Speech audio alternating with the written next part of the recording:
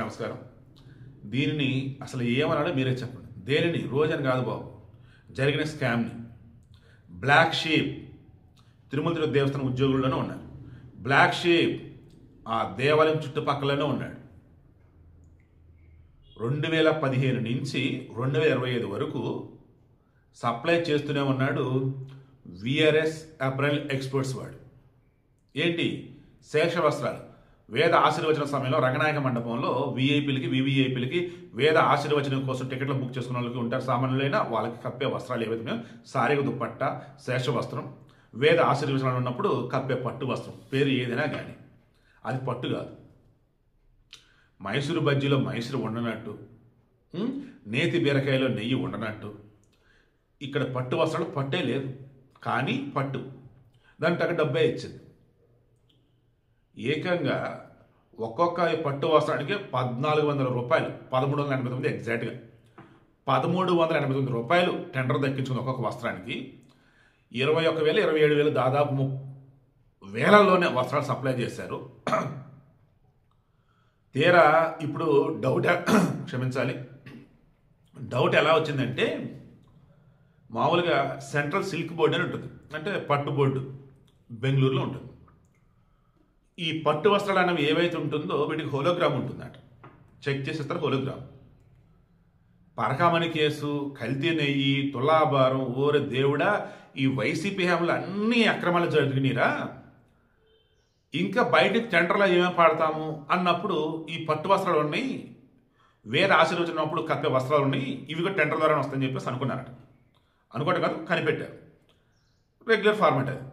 అప్పుడు ఏం సార్ ఒకసారి చూశారు, హోలోగ్రామ్ లేదు, ఏదో తేడా కొడుతుంది అబ్బాయి అని చెప్పేసి బెంగళూరు ఈ సెంట్రల్ సిల్క్ ల్యాబొరేటరీకి పంపారు.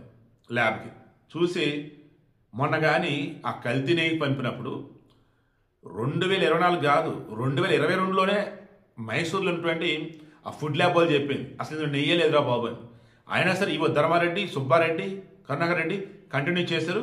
అది నెయ్యే కాదు, ల్యాబ్ రిపోర్ట్ ఉన్నా కానీ వాళ్ళ దగ్గర నుంచి మళ్ళీ నెయ్యి అని చెప్పేసి తీసుకొని ఆ కల్తీ నెయ్యి ధర లడ్డూలు చేసి భక్తులకు ఇచ్చారు. పాపాత్ములు అసలు వాళ్ళు అయితే. ఇప్పుడు పాయింట్ వద్దాం. ఇక్కడ ఏం చెప్పింది? అది పట్టే కాదు రాబు అని చెప్పింది బోర్డు.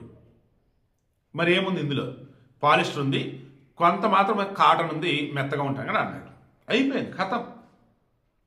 ఇమ్మీడియట్గా ఏసీబీకి అప్పచెప్పారు. ఎందుకు? టీటీడీ ఉద్యోగుల పని అది. ఏకంగా మొత్తం 76 కోట్ల వర్త్ సప్లై చేస్తే, క్రాస్ చెక్ చేస్తే వాళ్ళు ఇచ్చిన మెటీరియల్ కాస్ట్ అప్రాక్సిమేట్లీ ఒక్కొక్క వస్త్రానికి మార్కెట్లో 200 నుంచి 250, మ్యాక్సిమం అంటే 300 అంటాం. అంటే ఒక్కొక్క దాని మీద మరలా ఎంత మింగారంటే ఇక్కడ 1100 రూపాయలు మింగేశారు. తప్పుగా అంటే మామూలుగానే మింగటం అంటే ఈ మింగటమే, ఓకేనా? అంటే ఎన్ని కోట్ల రూపాయలు? 54 కోట్ల వర్త్ ఇప్పుడు ఆ విఆర్ఎస్ సిల్కోడు మింగేశాడు. వాడా టీటీడీ ఉన్నటువంటి వాళ్ళు కలగలిపా. ఇక్కడ అకస్మాత్తుగా నాకు రోజే గుర్తొచ్చారు. ఎందుకు?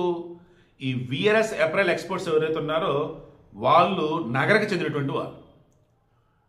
టీడీపీ 2015-16 టైంలో ఆ గవర్నమెంట్ ఉంది, అప్పుడు ఇవి టెండర్ తీసుకున్నాడు. అప్పటి నుంచి ఇవే వస్త్రాలు ఇచ్చాడా?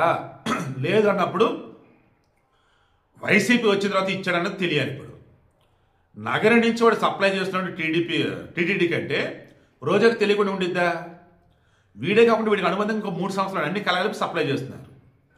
ఖచ్చితంగా రోజాకి తెలిసి ఉండొచ్చు. రోజాకి తెలిసి కనుక జరిగిందంటే ఈ కేసులో రోజు కూడా ఇరుక్కుంటుంది. రోజా ఇరుక్కుంది ఈ కేసులో అన్నప్పుడు ఇక ఈ కేసులో పవన్ కళ్యాణ్ ఇన్వాల్వ్ అవుతాడు, లోకేష్ ఇన్వాల్వ్ అవుతాడు. అది అఫీషియల్ కానీ అన్అఫీషియల్ కానీ మనకు తెలిసి కాదు. రోజాకి మాత్రం ఈ కేసు సంబంధించి ఈ విఆర్ఎస్ అప్రెల్ వాళ్ళకి ఏ మాత్రం లింక్ ఉన్నా సరే ఇక ఆమె కూడా వచ్చి బిగిసినట్టే లెక్క. ఇట్స్ మై పర్సనల్ ఒపీనియన్ అంతే, ఓకేనా? సో పాయింట్కి వద్దాం. ఏసీబీకి అప్పచెప్పారు. పరకామణి కేసులో హైకోర్టు సీరియస్గా ఉంది, కల్తీ నెయ్యి సీరియస్గా ఉంది కోర్టులు. ఇక ఇప్పుడు ఈ పట్టు వస్త్రాలకు సంబంధించి కూడా అప్డేట్స్ వస్తే దీనిని కోర్టుకు సబ్మిట్ చేస్తే అప్పుడు కోర్టు ఏమైందో చూద్దాం. తులాభారం, పరకామణి, నెయ్యి, ఇప్పుడు వచ్చేసి పట్టు వస్త్రాలు. ఒరే పాపాత్ములారా, అసలు దేవుడి మీద కప్పే వస్త్రాల్లో కూడా పట్టు లేకుండా చేశారంటే అండి. ఈ విఆర్ఎస్ అప్రెల్లో కొన్ని సప్లై చేశాడు దేవుడికి ఏమంటారు అలంకరణ కోసం వాడే, అందు కూడా పట్టలేదంట. ఇంత పాపాత్ములు ఏంటారు అసలు? అయితే భక్తులు మరి ఎవరు కనిపెట్టలేదని మీరు అనొచ్చు. దేవుడి వస్త్రం కదా అని చెప్పేసి దాచుకున్నారు తప్ప తీసి వాడితే తెలిసేది పట్టు కదరా బాబు అని. సో వీడియో క్లోజ్ చేస్తాం చూడండి.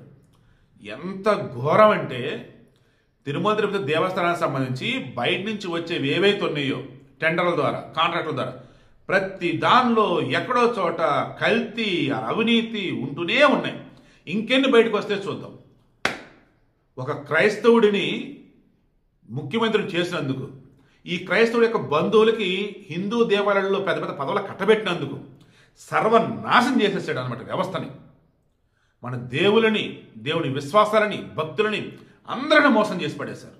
అటువంటి దుర్మార్గులకి ఓటేసే హిందూ ఎవరో చెప్పండి, అటువంటి వాళ్ళకి ఓటేసే మిగతా మతస్థులు ఎవరో చెప్పండి. ఈ పట్టు వస్త్రాల కేసు సంబంధించి ఇండెప్త్గా విచారణ చేస్తే ఖచ్చితంగా ఈసారి ఒక్కడు కూడా తప్పించుకోలేడు. టీటీడీ ఉద్యోగుల నుంచి వైసీపీలో కీలకంగా చక్రం తిప్పిన వాళ్ళ వరకు అంతా బుక్ అవటం ఖాయం. పవన్ కళ్యాణ్ చాలా సీరియస్గా ఉన్నాడు ఈసారి అయితే మాత్రం. జగన్మోహన్ రెడ్డి గుర్తుపెట్టుకో, పరగా మనకి చాలా చిన్నదా, నీ దేవుడికి సంబంధించి, నీ మతానికి సంబంధించి అన్ని పెద్దవా, మా దేవుడికి సంబంధించి, మా విశ్వాసానికి సంబంధించి, మా గుడులకు సంబంధించి నీకు అన్ని చిన్నవా, అసలు అవి కేసే కాదా, మనిషివే అసలు నువ్వు, నీకు మానవత్వం అనేది ఉందా, నీకు భక్తులకు సంబంధించిన విశ్వాసాలు పట్టవా అంటూ పవన్ కళ్యాణ్ చెలరేగుతున్నాడు కదా.